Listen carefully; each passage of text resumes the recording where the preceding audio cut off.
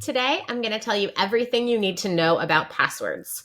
The first thing is what to do if you forget your password. If that's you, you can go to password.pwcsbackpack.com. You can find that link again at password.pwcsbackpack.com, and it'll look like this.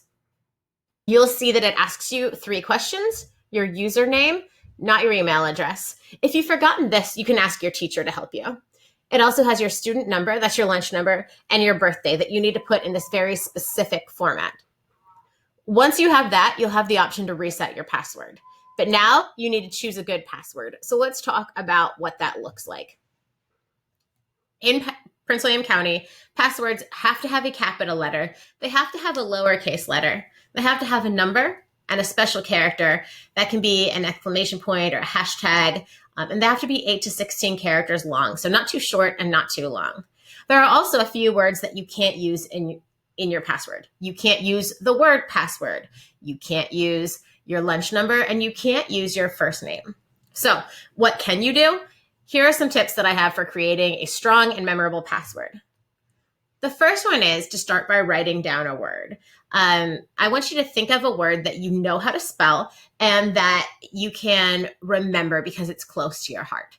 So I always recommend choosing the name of someone that you love.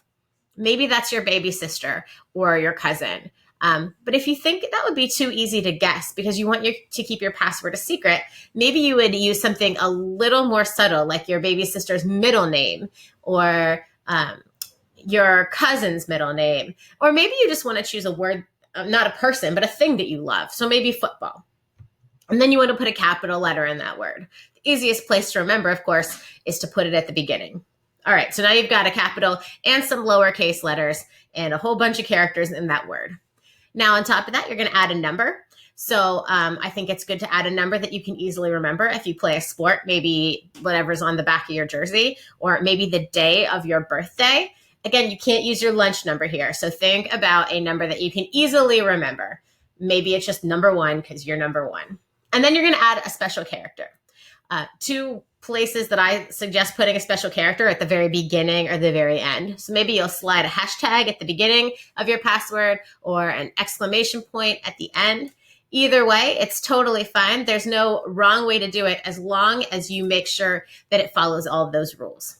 So now that you're looking at that password, you want to check and make sure it has at least 8 characters and no more than 16. So count them up. If you've got too much going on, you'll need to find a way to make it shorter. And if it's too short, add a few more numbers or add a few more special characters to make it fit that full 8 characters. Make sure that you have that memorized. Practice typing it in a few times so it really sticks in your brain.